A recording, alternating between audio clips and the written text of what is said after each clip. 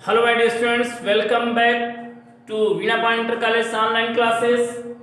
How are you? I hope you all are very well. I am your bio teacher Prem sir. Dear student, today I will discuss the 6th chapter of biology in class 10th. Our 6th chapter is life process and in this chapter your first topic is respiration in human being. मनुष्य में श्वसन. बेटे आज हम respiration in human की बात करते हैं तो मनुष्य में श्वसन सबसे इंपॉर्टेंट क्वेश्चन आता है कि श्वसन क्या है। श्वसन का मतलब होता है कि प्रत्येक जीव जंतु श्वसन की क्रिया करता है। जब मनुष्य ऑक्सीजन को ग्रहण करता है तो उसे ऑक्सी श्वसन कहते हैं और जब मनुष्य ऑक्सीजन को नहीं ग्रहण करता है तो उसे अनॉक्सी श्वसन कहते हैं। आप लोगों ने देखा होगा कि मनुष्य में श्वसन अंग यानी कि जो मनुष्य के श्वसन अंग हैं वो क्या हैं? फेफड़े। आप लोगों ने लंग्स का नाम सुना होगा।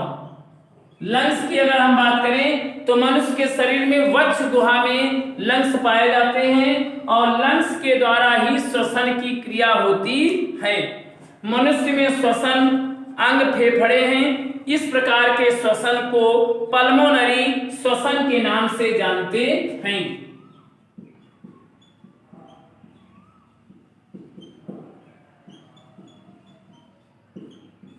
पल्मोनरी श्वसन के नाम से जानते हैं। श्वसन में ऑक्सीजन ग्रहण की जाती है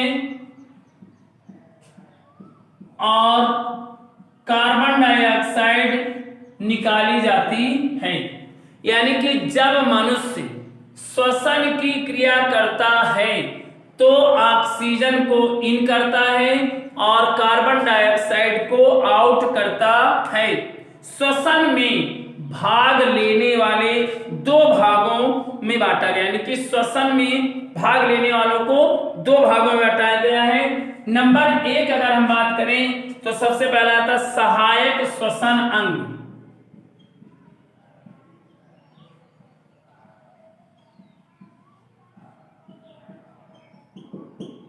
अगर हम सहायक श्वसन अंग की बात करें तो इसमें सबसे पहला आता है आपका नासिका, फिर नासामार्ग,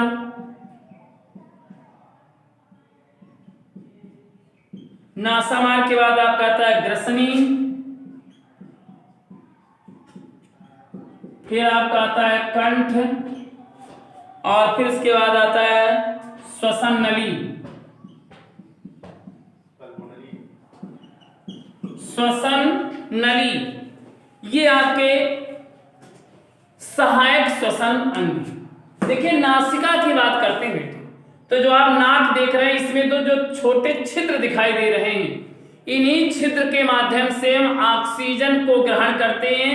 नाक के अंदर छोटे छोटे बाल पाए जाते हैं जो हमारी वायुमंडल की ऑक्सीजन में अपशिष्ट पदार्थ होते हैं उनको रोकने का कार्य करती है। और इस नासिका के माध्यम से फिर नासामार्ग, फिर ग्रसनी, फिर कंठ और फिर श्वसन नली होते हुए हमारी जो ऑक्सीजन है वो फेफड़ों में पहुंचती है। अगर हम नासिका की बात करें तो चेहरे पर स्थित दो नासा छिद्रों द्वारा खुलती है।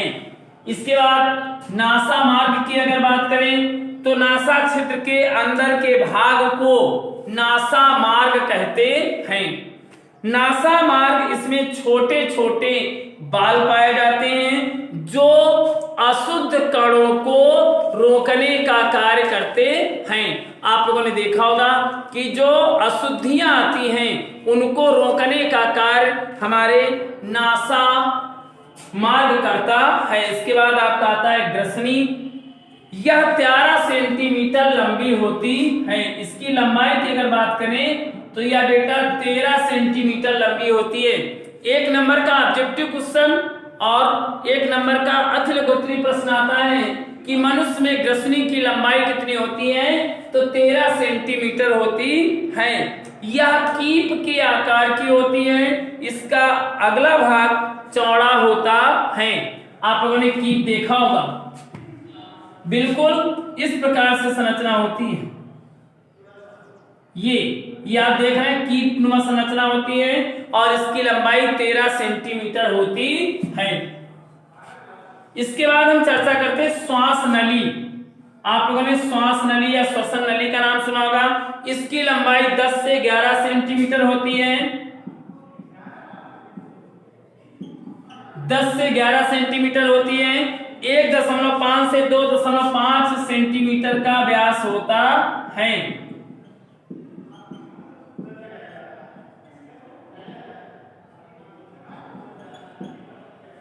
यानी कि 1.5 से 2.5 सेंटीमीटर का व्यास होता है।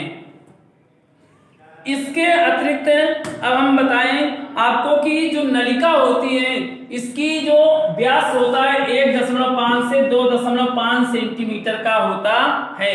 इसके बाद हम चर्चा करेंगे कंठ। बेटा कंठ की अगर बात करें तो इसे स्वर यंत्र के नाम से भी जानते हैं। स्वर यंत्र के नाम से जानते हैं। पुरुषों में यह गले में बाहर की ओर होता है। आप लोग देख रहे होंगे, ये जो देख रहे हैं इसे हम कंठ के नाम से जानते हैं। और यह पुरुषों में बाहर सामने होता है, उभरा हुआ भाग होता है। इसे टेटुआ भी कहते हैं। महिलाओं में ये उभरा हुआ भाग नहीं होता है, जबकि पुरुषों में यह उभरा हुआ भाग पाया जाता है। इसके बाद हम बेटा अब चर्चा करेंगे फेफड़ा। अगर हम फेफड़े की बात करें जिसे लंग्स कहते हैं, फेफड़ों में आप लोगों ने देखा होगा इस प्रकार से मनुष्य के फेफड़े होते हैं। फेफड़ों में हमेशा हवा भरी रहती है। 1 करोड़ की संख्या में वायु कोष एयर ब्लेडर पाए जाते हैं। हमारे फेफड़े कभी भी हवा से खाली नहीं रहते। आपने देखा होगा कि जैसे फेफड़ों की चर्चा करें तो अगर हम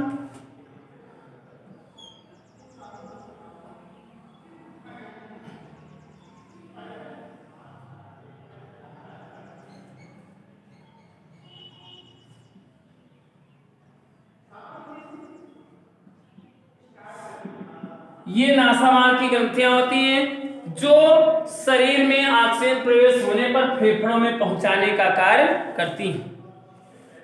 अब मनुष्य के शरीर में एक जोड़ी फेफड़े मुख्य श्वसनांग का मतलब होता है श्वसन के अंग। जो आपके श्वसनांग हैं ये एक जोड़ी होते हैं। ये वक्ष गुहा में हृदय के दोनों साइड पाए जाते हैं। बीच में हृदय होता है और दोनों साइड फेफड़े पाए जाते हैं। फेफड़ों में वायु कोष होते हैं और इनकी संख्या अगर डायरेक्टली अगर देखी जाए तो एक बात करते हैं तो पूरे जो फेफड़ों में पाए जाते हैं वो 15 करोड़ होती है। 15 करोड़ होती फेफड़ों में ऑक्सीजन भरी रहती है। वायु कोष की ऑक्सीजन युक्त कोशिकाएं रुधिर वाहिनी बनाती हैं। आप लोगों ने देखा होगा जो हमारी रुधिर वाहिनियां होती हैं ब्लड सर्कुलेट करने का कार्य करती हैं।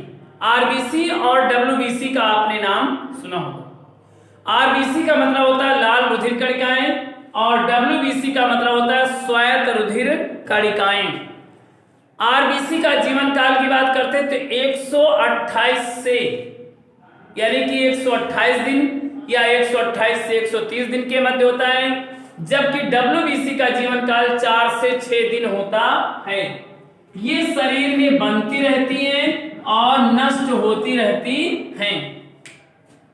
तो बेटे मैंने आज आप लोगों को मनुष्य में श्वसन के बारे में बताया। श्वसन की अगर चर्चा करें तो श्वसन जीवन की वह ज्योति है जो जन्म के समय जलती है और जीवन पर्यंत जलती रहती है। जिस दिन मनुष्य की श्वसन की क्रिया समाप्त हो जाएगी उस दिन मनुष्य की मृत्यु हो जाएगी। अब इसके अतिरिक्त मैं आपको बताना चाहता हूं कि नासिका मार्ग से और इसमें आपका आता है परिवहन, ट्रांसपोर्टेशन। अगर हम ट्रांसपोर्टेशन की बात करें तो ट्रांसपोर्टेशन का मतलब होता है परिवहन।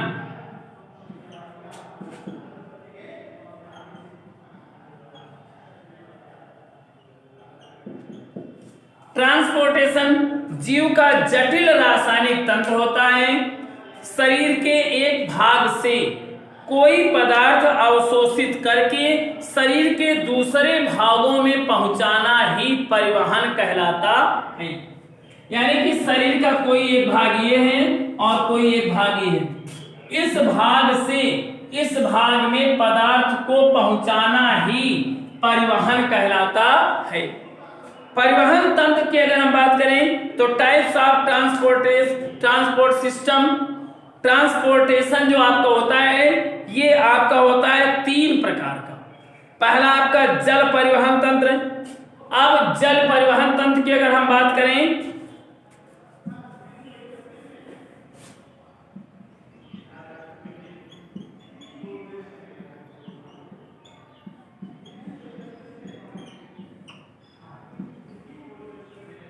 दूसरा है रुधिर परिवहन तंत्र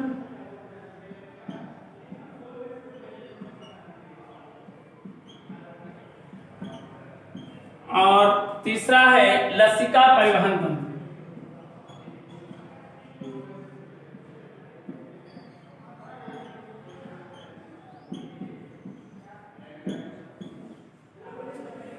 बेटे जल परिवहन तंत्र की बात करते हैं तो कुछ जलीय जीवों स्पंज, हाइड्रा, इसमें आपका आता है स्पंज, और क्या आता है हाइड्रा, सितारा मछली में जल शरीर के अंदर, सितारा मछली में जल शरीर के अंदर आवश्यक पदार्थों का संवहन करता है। इसके बाद आपका आता है रुधिर परिवहन तंत्र। इसमें रुधिर संवहन का माध्यम होता है कशेरुकी जंतु, केंचुआ और कीट।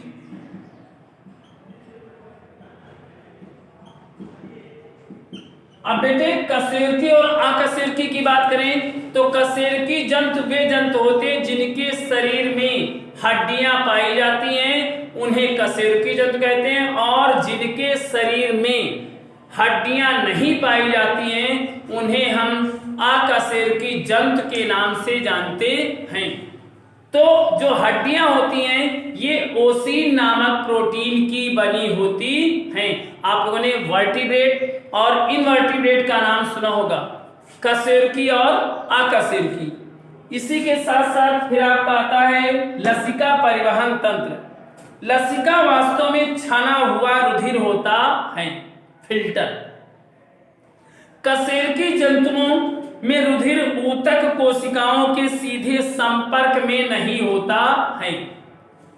लसिका का संबंध ऊतक से होता है, यानी कि जो लसिका ग्रंथियां होती हैं ये हमारे बगल में और यहाँ गले में और साइड में पाई जाती हैं। कभी कभी लसिका ग्रंथियां जब चोट लग जाती है तो फूल जाती हैं, और अगर गले में टॉन्सिल्स की शिकायत जब होती है तो लसिका ग्रंथियों में सूजन आ जाती है।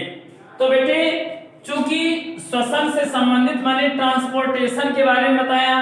ट्रांसपोर्टेशन का मतलब होता है एक स्थान से दूसरे स्थान वस्तुओं का आदान प्रदान करना। जब वस्तु एक स्थान से दूसरे स्थान चली जाती है तो उसे परिवहन कहते हैं। परिवहन 3 माध्यम से होता है, जल परिवहन, रुधिर परिवहन और लसिका परिवहन। तो जल प्रक्रम के चैप्टर में मैंने आज आपको मनुष्य में श्वसन और परिवहन के बारे में बताया। बेटे आप वीडियो को देखते रहें, और वीडियो को देखने के साथ साथ जब भी आप वीडियो देखें तो जो डाउट्स हो उसे आप रफ कॉपी में नोट करते रहें, और जब आपका टाइम ओपन किया जाता है व्हाट्सएप को तो उससे रिलेटेड यदि आपको किसी प्रकार का कोई डाउट है तो आप अवश्य पूछें, किसी प्रकार की शिथिलता न बरतें। तो इसको आप फिर कॉपी में पूरा कर लें। Dear students, it is sufficient for today. Thank you student, stay home, be safe and keep studying.